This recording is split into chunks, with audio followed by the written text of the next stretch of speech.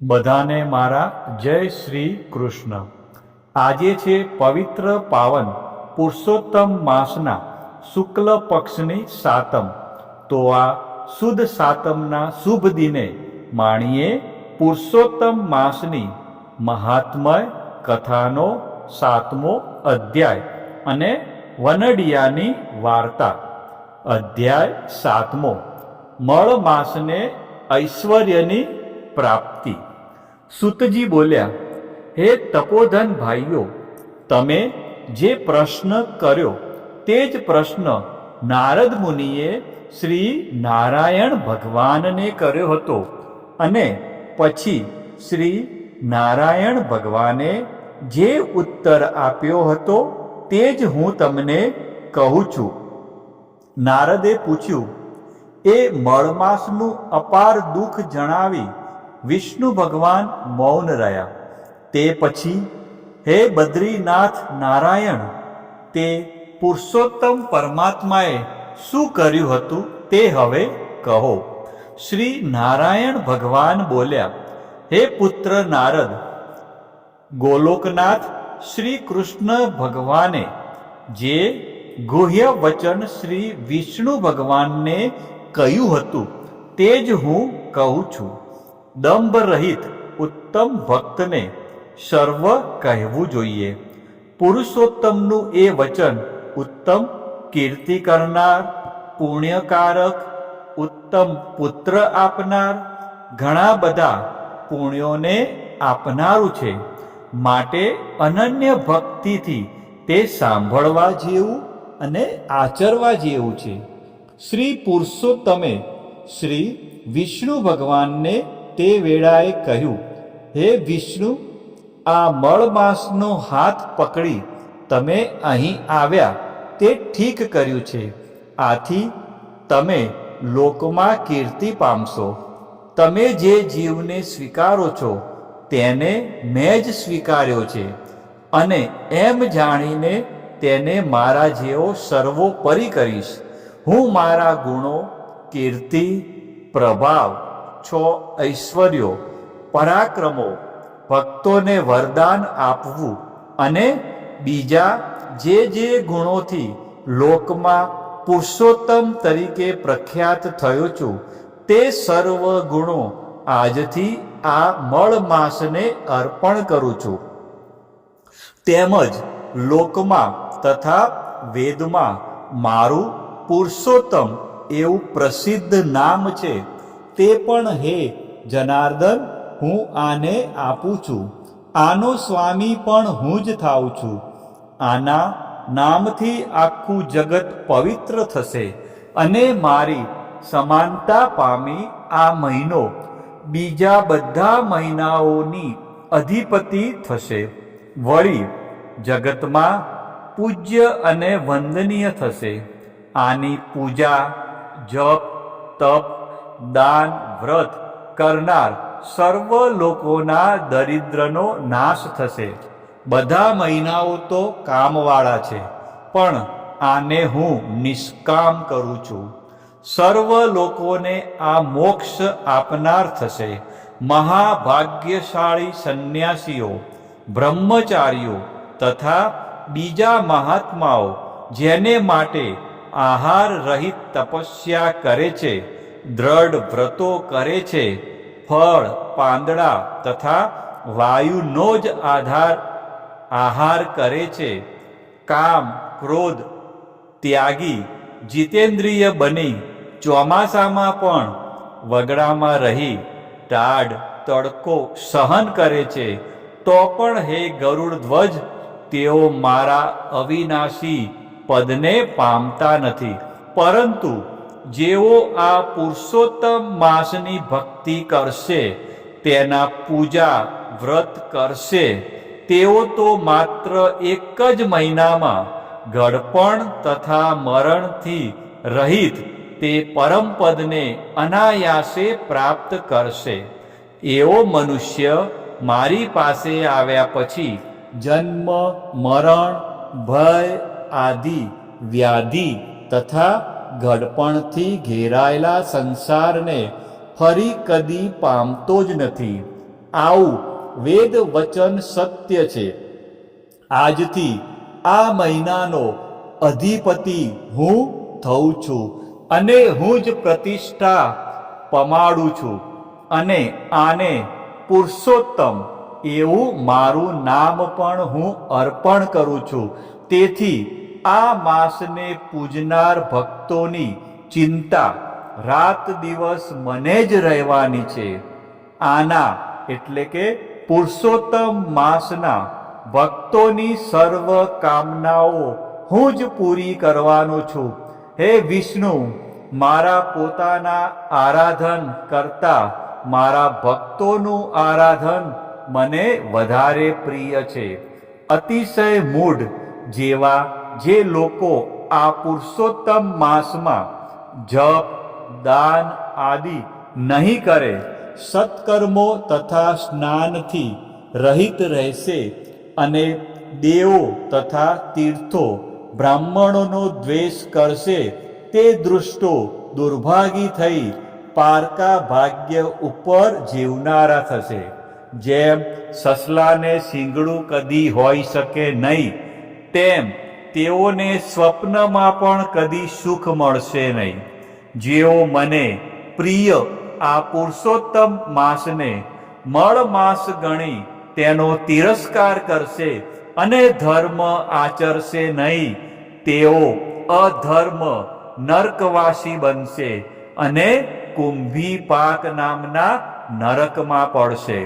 ઉત્તમ ભાગ્યશાળી જે સ્ત્રીઓ પુત્ર સુખ તથા સૌભાગ્ય માટે પુરુષોત્તમ માસમાં સ્નાન દાન તથા પૂજન આદિ કરશે, તેઓને હું પોતે જ સૌભાગ્ય સંપત્તિ સુખ તથા પુત્ર આપનારો થઈશ. પણ જેઓ પુરુષોત્તમ માસનો અનાદર કરશે, તેઓને સ્વામી સુખ ભાઈ પુત્ર તથા ધનનું સુખ સ્વપ્નમાં પણ પ્રાપ્ત નહીં થાય. માટે બધા લોકોએ આ માસમાં સ્નાન પૂજા જપ આદિ વધારે કરવા અને શક્તિ અનુસાર દાન દેવું. જે મનુષ્ય આ પુરુષોત્તમ માસમાં ભક્તિથી મારું પૂજન કરશે, તે ધન તથા પુત્રનું સુખ ભોગવી મરણ પછી ગોલોકમાં વાસ પ્રાપ્ત કરશે. મેં આ માસને સર્વ મહિનાઓમાં ઉત્તમ કર્યો છે. માટે હે લક્ષ્મીવર, તમે આ અધિક માસની ચિંતા છોડી દઈ આ પુરુષોત્તમ માસને સાથે લઈ તમારા શ્રેષ્ઠ વૈકુંઠ ધામમાં જાઓ.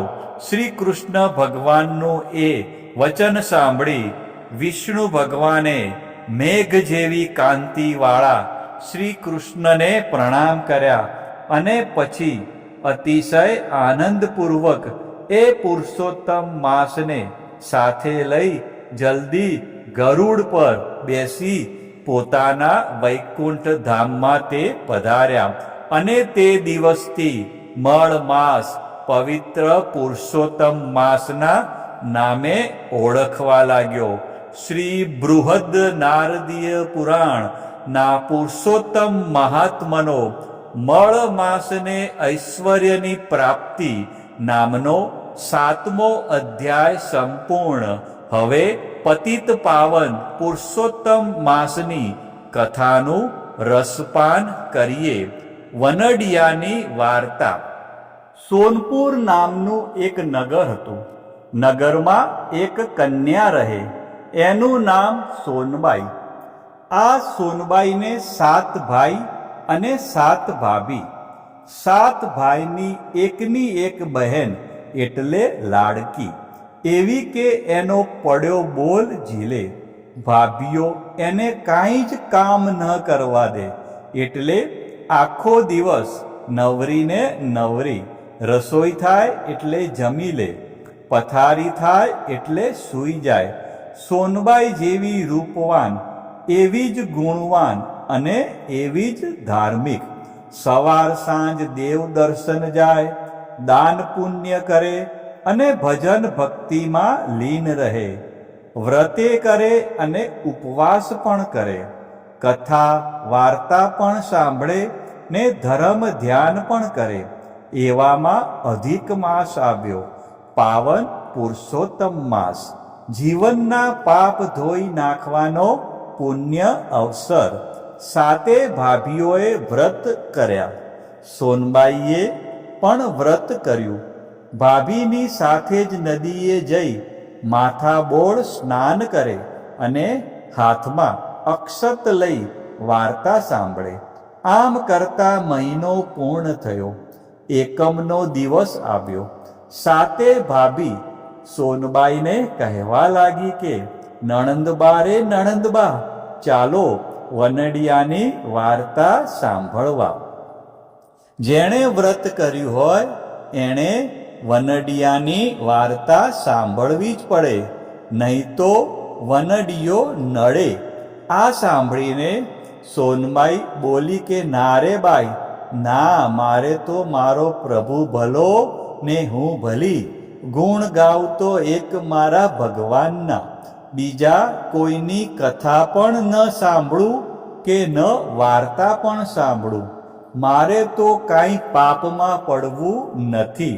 ભાભીઓ સોનબાઈને ખૂબ જ સમજાવે છે, પણ સોનબાઈ માનતી નથી. આ જોઈને વનડિયાના ક્રોધનો પાર ના રહ્યો. આ તો વનડિયો દેવ, કોપે તો દાટ વાળી દે અને રીઝે તો રાજ આપી દે. કનડે તો એવો કનડે કે ભલભલા સીધા દોર થઈ જાય. વનડિયાએ નક્કી કર્યું કે આ કુંવારી કન્યાના કપાળે એવું કલંક લગાડવું કે એનું જીવતર હરામ થઈ જાય. દિવસ આથમ્યો ને રાત પડી. સોનબાઈ પથારીમાં સૂતા છે ત્યારે વનડિયો વેર વાળવા આવી ગયો.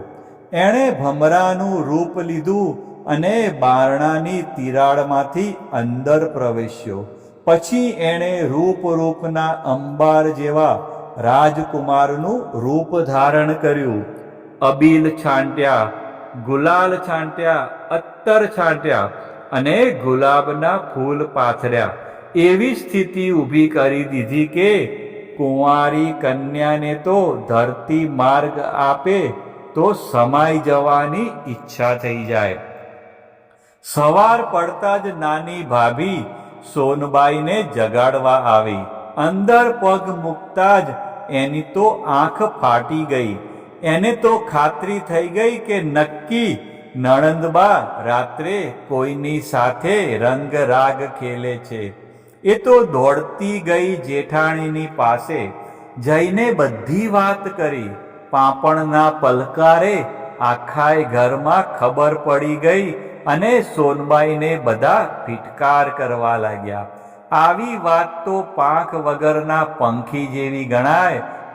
વાત લઈ જાય. સાંજ પડતા તો આખા ગામમાં વાત ફેલાઈ ગઈ અને બધાએ સોનબાઈના નામ પર થૂથું કરવા લાગ્યા. આ તો 1000 મોઢાવાળું જગત કહેવાય.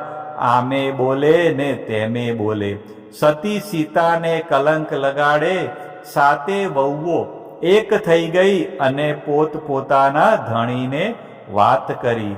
વાતમાં સારી પીઠે મીઠું મરચું ભભરાવ્યું.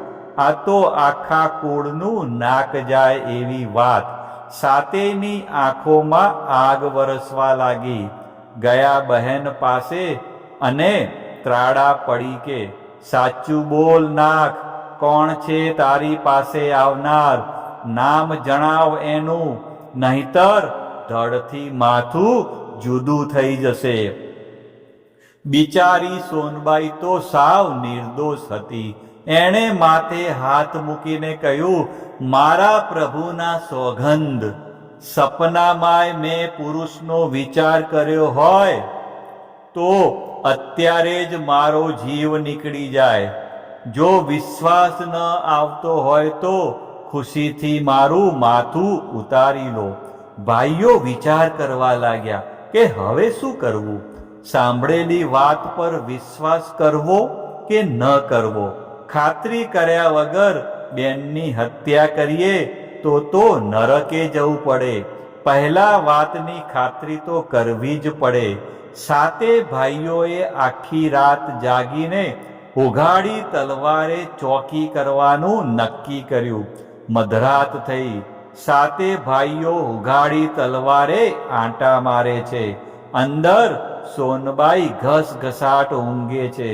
મધરાત થતાં જ વનડિયો ભમરાનું રૂપ લઈને આવ્યો અને અબીલ ગુલાલ છાંટીને ગુલાબના ફૂલ પાથરવા લાગ્યો.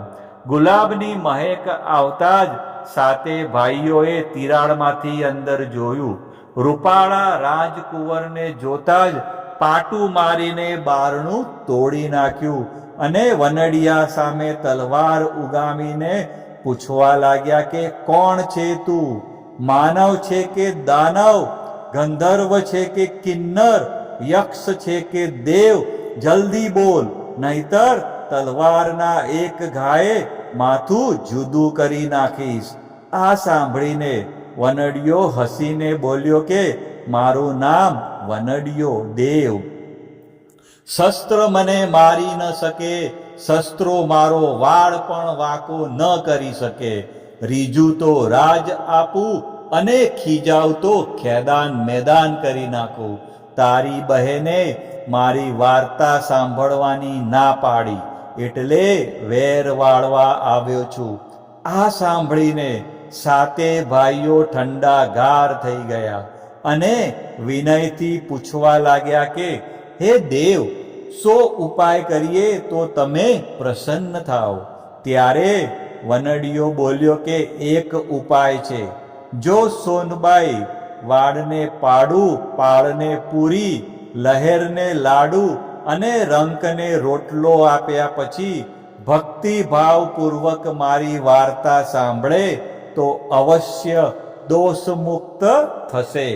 હે વનડિયા દેવ, અમારી બેન તમે કહેશો એ પ્રમાણે જરૂર કરશે, પણ એના કપાળે જે કલંક લાગ્યું છે એ કેમ કરીને દૂર થાય?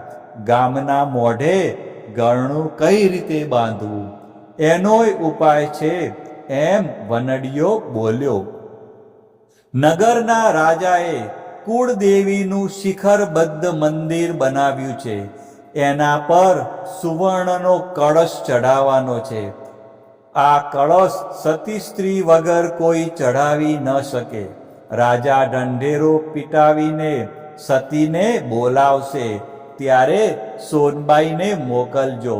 સોનબાઈ કળશ ચઢાવશે એટલા એના સતનું આખા ગામને પ્રમાણ મળી જશે.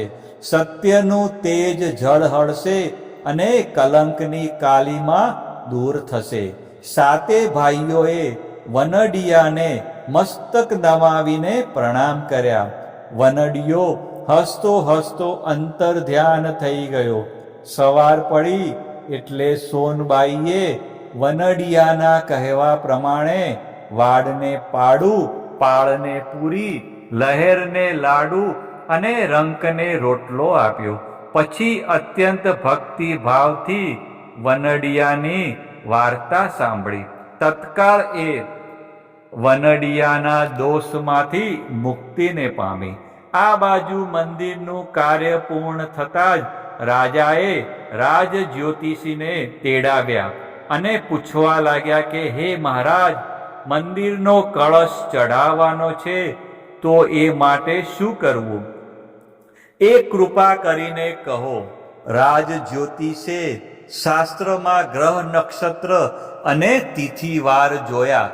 પછી કહ્યું, હે રાજન, કળશ તો સતી સ્ત્રીના હાથે જ ચડે. જે સ્ત્રી વાવમાંથી કાચા સૂતરના તાંતડે ચાણણીના નીર સિંચે અને એ જળ સુવર્ણ કળશને છાંટીને કળશને સ્પર્શ કરે તો કળશ આપોઆપ ચડી જાય. પણ હે રાજન, આ જગતમાં આવી સતી સ્ત્રી મળવી દુર્લભ છે. છતાં ઢંઢેરો પીટાવી જુઓ. કુળદેવીની કૃપા હશે તો અવશ્ય કોઈ સતી મળી જશે. તત્કાળ રાજાએ ઢંઢેરો પીટાવ્યો. ઢંઢેરો સાંભળીને બધી સ્ત્રીઓ એકબીજાના મોં સામે જોવા લાગી. આ તો સતના પારખા કહેવાય. હસતા મુખે અગ્નિ પરીક્ષા આપવાની. જો કળશ ન ચડે તો આખા ગામમાં ફજેતી થાય. આ બાજુ સોનબાઈ સાતે ભાઈ ભાભીઓ સાથે દરબારમાં આવી અને રાજાને કહેવા લાગી કે હું કળશ ચઢાવીને મારા સતીત્વનું પ્રમાણ આપીશ. એની વાત સાંભળીને દરબારીઓ ખડખડાટ હસવા લાગ્યા, પણ સોનબાઈ દ્રઢ રહી. બીજા દિવસે સોનબાઈનો ફજેતો અને તમાશો જોવા આખું નગર ભેગું થયું. બધા તાળી દઈ દઈને વાતો કરતા હતા કે આજ સોનબાઈના સતીત્વની પોલ ખુલી જશે અને એની ફજેતી થશે. સોનબાઈએ પ્રભુનું સ્મરણ કર્યું અને વનડિયા દેવનું નામ લઈને ચારણી સાથે કાચા સૂતરનો દોરો બાંધીને વાવમાં નાખી અને નીર સિંચવા લાગી. જોનાર તો અવાક થઈ ગયા. બધાની આંખો ફાટી ગઈ. સોનબાઈના સતીત્વનો જય જયકાર થવા લાગ્યો. સોનબાઈએ ચારણીમાંથી જળ લઈને કળશ પર છાંટ્યું અને જમણા હાથ વડે સ્પર્શ કર્યો. તત્કાળ કળશ સડસડાટ કરતો શિખર ઉપર ચડી ગયો. આખું નગર સોનબાઈના ગુણગાન ગાવા લાગ્યું. સત્યનો જય જયકાર થવા લાગ્યો. સોનબાઈ સાતે ભાભીઓ સાથે મળીને ગાવા લાગી. હે વનડિયા દેવ, તમે જેવા સોનબાઈને ફળ્યા એવા તમારી વાર્તા સાંભળનાર સૌને ફળજો. જય વનડિયા દેવ. બોલો શ્રી પુરુષોત્તમ ભગવાનની જય.